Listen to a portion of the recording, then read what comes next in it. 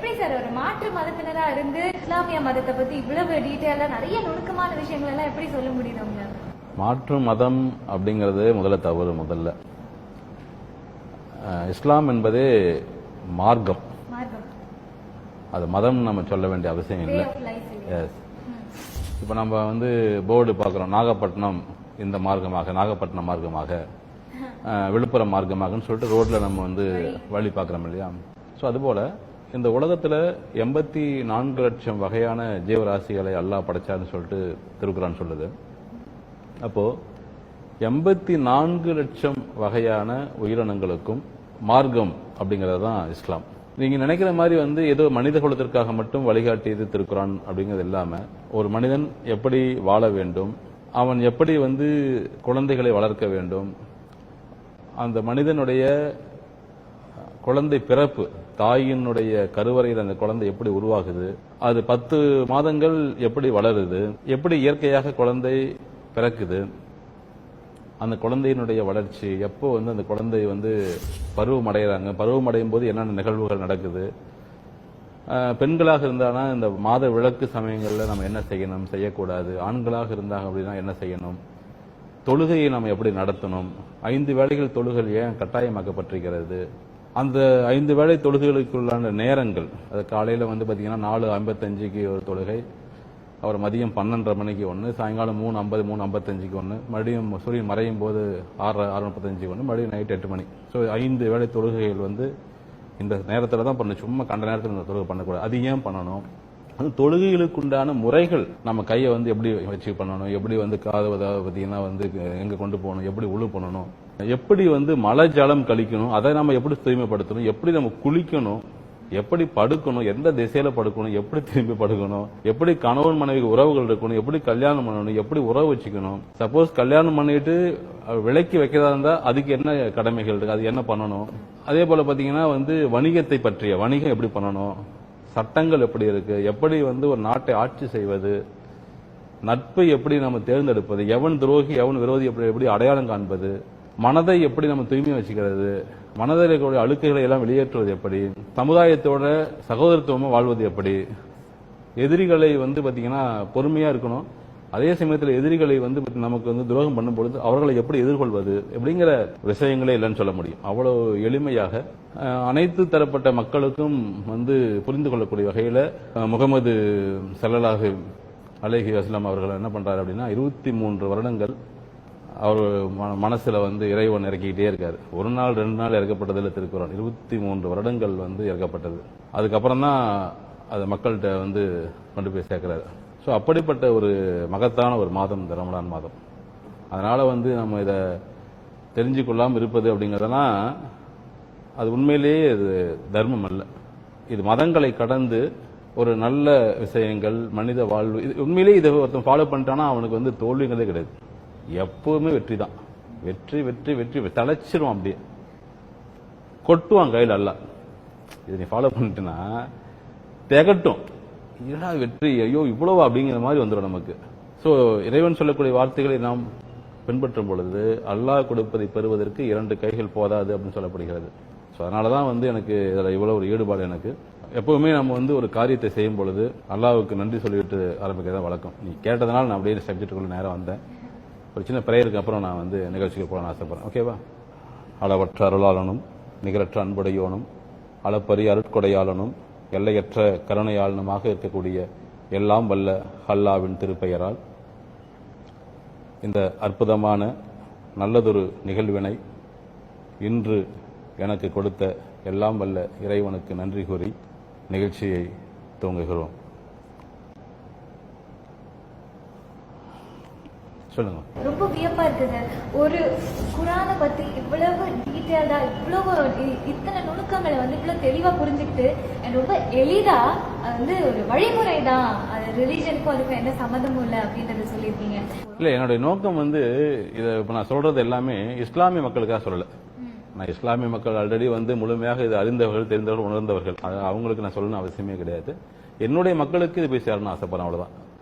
நான் சார்ந்திருக்கக்கூடிய இந்து மக்களும் சரி, இல்ல கிறிஸ்துவ மக்களுமே இந்த உண்மைகளை புரிந்து கொள்ளணும் அப்படிங்கறத என்னுடைய ஆசை. அதுதான் நான் சொல்லிட்டு இருக்கேன். நிறைய தவறுகள் இருக்கு. ஆனா இஸ்லாமிய மக்கள் ஃபாலோ பண்றதுக்கும் நான் சொல்றதுக்கும் சில முரண்பாடுகளும் இருக்கலாம். பட் அது என்ன இருந்தாலும் எனக்கு தெரிவிச்சாங்கன்னா அதை மாத்தி பண்ணானு உண்டா இல்லையா?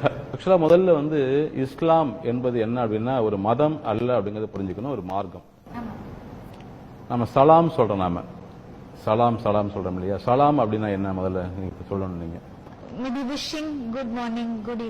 இஸ்லாம் அப்படிங்கிறது என்ன அப்படின்னா அமைதி, நிம்மதி, சமாதானம். இதுதான் இஸ்லாம். அப்போ அமைதி இருக்கிற இடத்துல நிம்மதி இருக்கும், நிம்மதி இருக்கிற இடத்துல அமைதி இருக்கும். இப்போ நீங்கள் அமைதியாக இருக்கும் பட்சத்தில் உங்களை சார்ந்திருப்பவர்களுக்கு நிம்மதியா இருப்பாங்க.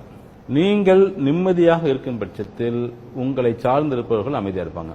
இப்ப நீங்கள் அமைதியற்ற நிலையில இருக்கும் பொழுது அங்க கண்டிப்பாக மற்றவர்களுக்கு நிம்மதி இருக்காது. நீங்கள் நிம்மதி இல்லாமல் இருக்கும்போது மற்றவர்களுக்கு அமைதி இருக்காது. அமைதியும் நிம்மதியும் ஒருங்கே இணைய வேண்டும். அமைதியும் நிம்மதியும் இந்த சமுதாயத்தில் ஒருங்கே இருக்கும்போது மட்டும்தான் சமாதானம் இருக்கும், சகோதரத்துவம் இருக்கும். இந்த சமாதானம் அப்படிங்கறது தான் இஸ்லாம் அப்படிங்கறத புரிஞ்சுக்கணும் முதல்ல. சோ அதனாலதான் சாந்தியும் சமாதானம் சொல்றோம் இல்லையா? அதனாலதான் வார்த்தைகள் சாந்தியும் சமாதானம் அப்படின்னு நம்ம சொல்றோம். அப்போ அமைதி, நிம்மதி, சமாதானம் இது உலகமெங்கும் இருக்கணும், உலகமெங்கும் நிலவ வேண்டும் அப்படின்னு தான் அல்லாஹ் சொல்றாரு. அதை மக்களிடத்துல கொண்டு போய் சேர்ப்பதற்காகத்தான் நம்மளுடைய முகமது நபி அவர்கள் போராடினாங்க, உங்களுக்கு தெரியும். ஆனா அவரையுமே மக்காவிலிருந்து மெதினாவுக்கு கல்லால் அடிச்சு துரத்தி அவ்வளவு ஒரு கஷ்டத்துக்கு உண்டு பண்ணாங்க. ஆனா மக்கள் எதையுமே நல்ல விஷயத்தை எடுத்துக்க மாட்டாங்கல்ல, எதையுமே நல்ல விஷயங்களை உடனே ஏத்துக்கவே மாட்டாங்க.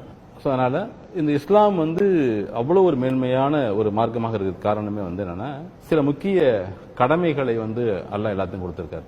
எல்லாம் சொல்றாங்க இல்லையா, நான் ஏகப்பட்ட கவலையா இருக்கேன், ஏகப்பட்ட கஷ்டமா இருக்கேன், நிம்மதி கிடையாது, வழிகளோடு போராடிட்டு இருக்கேன், ஏன் எனக்கு மட்டும் கடவுள் இவ்வளவு கஷ்டத்தை கொடுக்கறான்னு தெரியல, நான் எல்லாத்துக்கும் உதவி செய்யறேன், நான் எல்லாத்துக்கும் நான் என்னால முடிஞ்ச கருணையான காரியங்களை செஞ்சுட்டு தான் இருக்கேன், எழுத்து வீட்டுக்காரன் அவ்வளவு கொடுமைக்காரனா இருக்கான், அவன் நல்லாதான் இருக்கிறான், ஆனா எனக்கு மட்டும் ஏன் இவ்வளவு கஷ்டத்தை கொடுத்தான்னு தெரியும், உண்மையிலேயே கடவுள் இருக்காரா, அல்லாஹ் உண்மையிலேயே இருக்காரா, இப்படின்லாம் நிறைய பேத்துக்கு மனசுக்குள்ள ஒரு சலிப்பு தன்மையெல்லாம் நிறைய பேத்துக்கு உருவாகும்.